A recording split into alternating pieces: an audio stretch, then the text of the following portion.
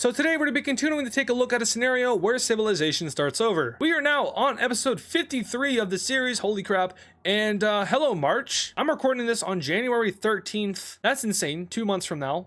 Hi, future me, hope you're not dying of stress from college. This video comes out a week before I go on spring break. Anyway, we're on episode 53 of the series, like I said, and in the last episode, we saw the world kind of dealing with the issues that came with the economical collapse of the world and the Great Depression, part 2. Worse than the first one. We also saw a few wars take place, specifically the green team annexed its own friend. That was really mean. The gold team did some annexations over here. That was also really mean. But what they're doing here is extremely mean. And we saw some shenanigans and some lore that happened with the brown team. So if you haven't seen the last episode, make sure to go check it out, because a lot of important information about this fella right here was dropped. And it also explains a lot of what happened between World War II and World War III. Even at the conclusion of World War III, there is just a whole bunch of lore. So if you haven't seen that, make sure to go check out the last episode. But time to get into the video, because that's why you're here. Like, subscribe, 200k, you guys already know that. And let's begin. So let's start in Africa, because these guys, the menaces, are going to continue to be menaces. You know this gray country right here? Yeah, it's kind of in the way. So what do you do when there's a country in your way and you're way stronger than they are, and they could never even hope to have a defense against you? Well, you're going to steamroll them, of course. Goodbye, gray country. And the world is kind of confused about this, because if you take a look at the religion map, you'll see that the gray country is a majority pink team religion, which is the same religion as the gold team.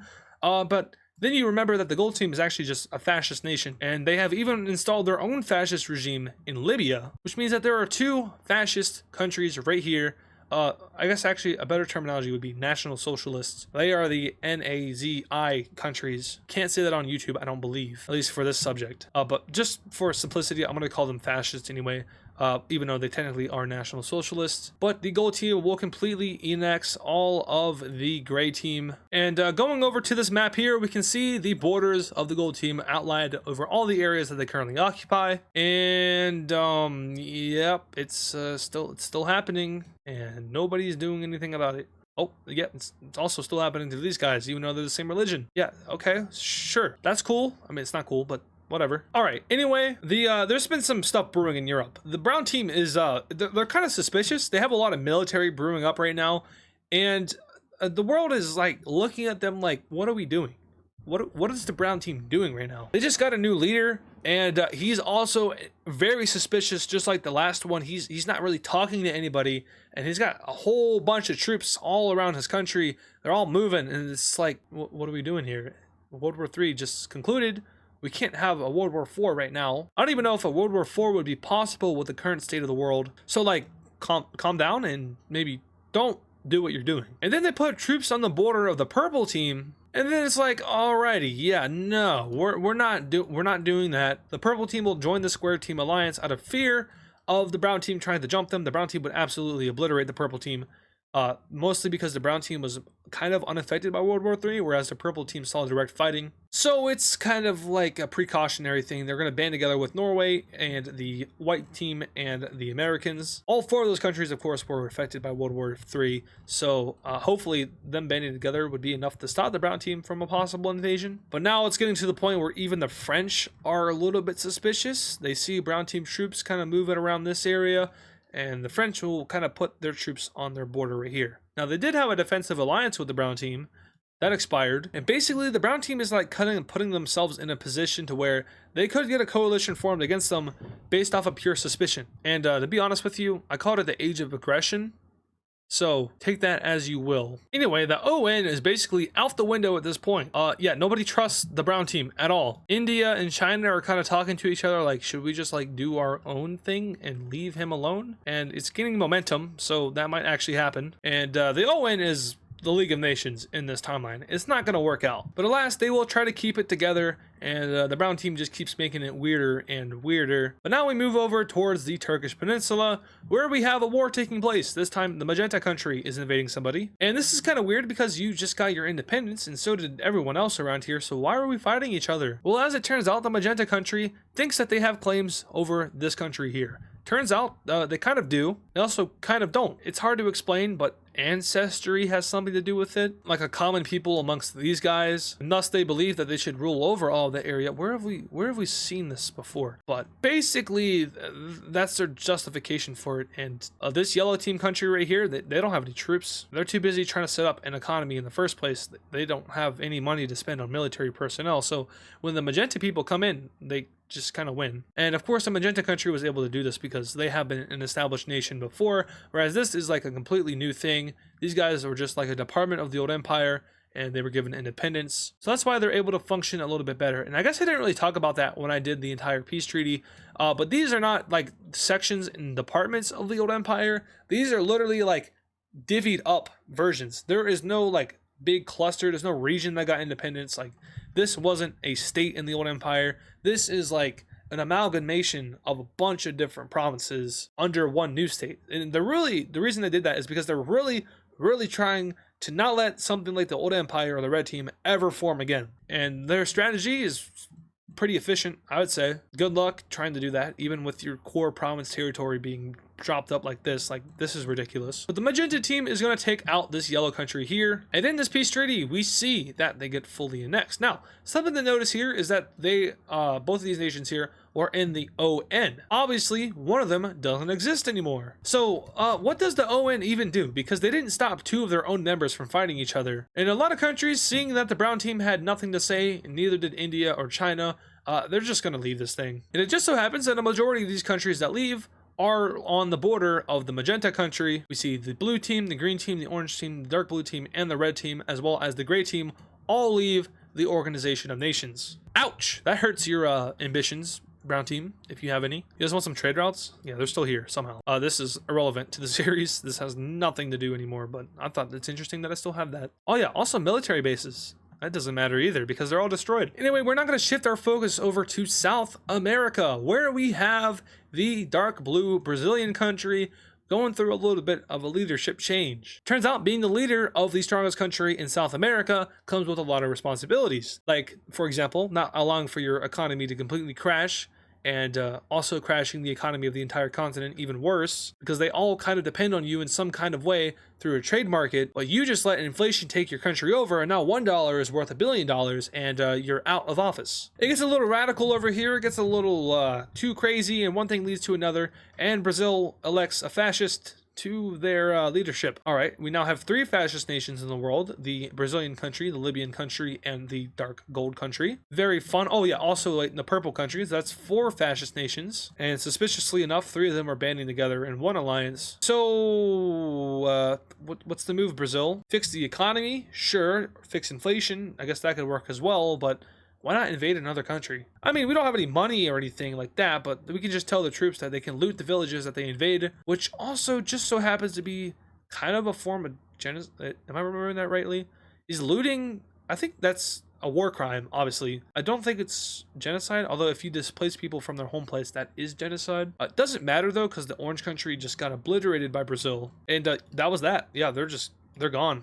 They don't exist anymore. That's Brazil, my friend. But now we head up north here to North America, where we finally see that the Alaskan country joins in on the North American Trade Organization. I guess I'll call that NATO. But the North American Trade Organization is, as you see, oh no, a bunch of North American states all combined in one economical alliance. This is a currency alliance, which means that you have to switch currencies to be in it. Alaska has been in the process of switching currency for a very long time, and luckily enough, the currency that the North American alliance uses is one of the most stable in the world right now, because they are the only alliance, or I guess economical alliance, that didn't really get involved in a conflict over here in World War III. They're also really far away from it, so they didn't really feel the gist of it as much as anyone else. Also, another country joins this alliance. It is the Greenland country. They joined NATO. But now we're going to focus in on American politics a little bit, because this place is a little bit more interesting now that the great powers have left their influence. First of all, America does still have their connections to Norway and all of Europe, which makes them probably the biggest threat to anybody in this continent, including South America. But what is happening with Texas? Oh,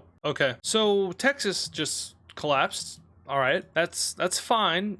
I didn't really think they would survive anyway, but it's official. So 3 nations now remain out of the remnants of Texas. We have basically just Los Angeles, we have Arizona, and then we have Texas. but not Texas. Texas, but not. Yeah, I'm sure these three won't get gobbled up very quickly in the near future. I'm also sure that tensions between Mexico and the terrorist group are totally not very high right now, especially considering they don't have a common enemy anymore, and especially considering that there aren't like 4 exclaves within the red team's territory, and I'm sure that they don't want those exclaves back, and I'm sure that they're not willing to use all measures and means to kick these terrorists out of territorial Mexico. America's like, please don't, and if you do, guess what? I have 4 times as many as you do, and I will use all my nukes to ensure that you don't ever use nukes again. America is deterring Mexico from using their nukes. That's how deterrence works. Mexico isn't going to do it because they know America will respond, and America won't have to respond because they know Mexico isn't ballsy enough to do it. Also, have you ever wondered what the Bermuda Triangle looks like? Well, there you go. Actually, not really. All right, that's a little bit better. We got Bermuda, we got Miami, and we got Puerto Rico. Bang. I've been within this before. Nothing bad happened. Anyway, we now head over to Southeast Asia / Oceania. This place has been doing absolutely nothing for the longest of times, and that actually changes today. Because a certain yellow country cannot handle the economical collapse of the world and needs someone to unite with, and they get to choose between Sumatra or Borneo, and they will end up choosing Borneo, meaning that they unite together. More so, they unite under Borneo, which helps out both countries. It helps out this island, and it helps out Borneo overall, but the purple team is a little bit salty about that because, hey, they should have united with us. They're closer. Will we see our first war in Indonesia?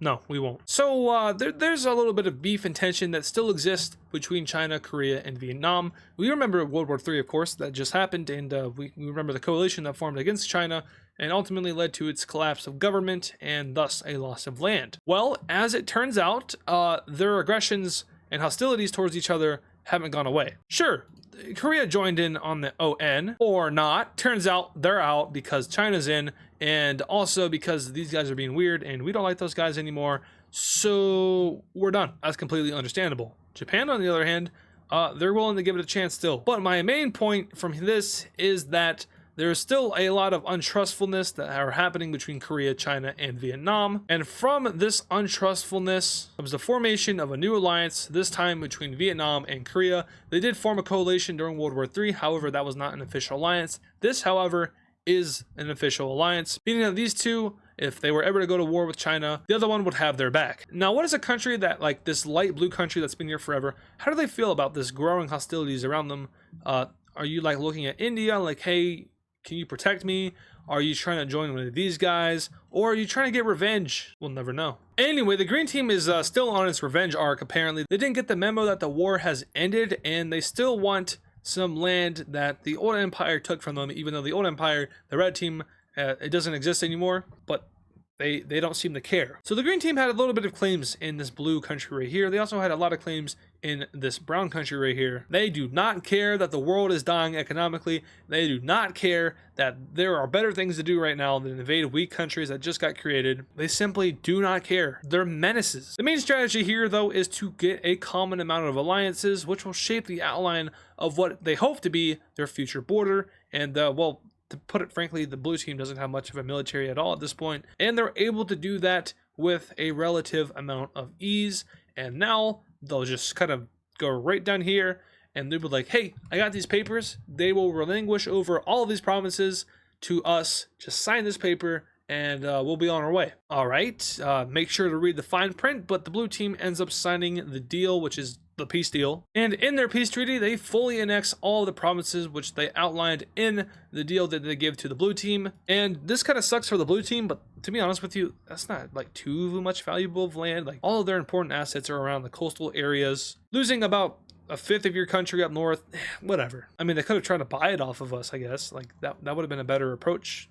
Wouldn't you agree? But with the green team's advances now heading towards like the Middle Eastern area, they kind of feel like they need to move their capital city back to kind of closer to where their roots lie. And that's exactly what they do, moving their capital city to this major city, which is an interesting move because the territory that you're moving into isn't necessarily assimilated fully yet. So like it's whatever, it's your territory now, but you're gonna get a lot of hostilities outside of your government workplaces and a lot of protest, if you allow protest, who knows, which could prove to be a little bit of an issue. Speaking of proving to be an issue, these guys want to continue to expand now going into the gold country, and they will send an ultimatum over to them saying basically, if you don't give us the provinces that we desire, we're gonna cut your head off. All right, that's kind of brutal, so the gold team will go ahead and accept that. And in their ultimatum, these are the provinces that they demand from the gold team. Ignore this thing, I messed up. However, you do notice that this would look extremely weird if they just fully annex this. Like, that's a weird looking country. So here's what we're actually gonna do. We're gonna spit out these little provinces over here, going all the way up, and we're gonna give them over to our puppet state so they can get a little bit more land and look a little bit better. And also so we don't look horrendous on the map and in the thumbnails. Anyway though, this is our updated map of the Persian region. The green team, without an old empire or a red team to boss them around and prevent them from doing any expansion, is able to do whatever they want, and in this case, whatever they want is relinquishing land from ancient times. Yes, the history books do show that the green team presided over this region when the world first began, and that's cool and all, but that was thousands of years ago. So why are we conquesting against new countries that haven't done anything wrong? Well, the green team simply does not care, and these characteristics that they are showing, aggressive expansion, brutality, kind of like a no free speech kind of thing, it kind of reminds me of an ideology somewhere else in the world. I just can't put my finger on it though. It's almost like the subsequent ending of World War III and the consequences it brings upon the world have led to an increase in radicalization of the population, and thus the population is more willing to elect leaders that are saying some crazy things and are more willing to do some crazy things because they too have been radicalized and they too are extremely nationalistic now. Got it? Anyway, that's gonna do it for today's video. Actually, I'm not too sure how long these last couple of videos have been that I've done. I'm not too sure if they are even 15 minutes long. I really hope they are. But this is the last pre-recorded Wixo video that I have to do, and I'm happy that it is. And I'm cutting it short because I don't want to record this anymore. I won't have to until March 8th. No. Yes. No. Like March 12th. Thank God, because I'm done. Anyway, thank you guys so much for watching this video. If you did enjoy it, make sure to leave a like on it and subscribe to the channel if you're new. Trying to hit 200,000 subscribers. I don't know how close we are to it realistically, because once again, it is January 14th for me when I'm recording this. Thank you for all the support, and I will catch you all in the next video. And of course, thank you to all our super fans. This includes America and Canada and UK, Freezioid, Godzilla Bro, Zaylance, Unknown TD, Georgie Badev, Servernator, Johnny XX7, King Cheese, GD Cilia, Pablo Sigma Cat, Death Strider X, Hammer Toad 45, Connor the Gamer, Nevada Garbage Trucks, and DW Cool Dude. Once again, thank you guys.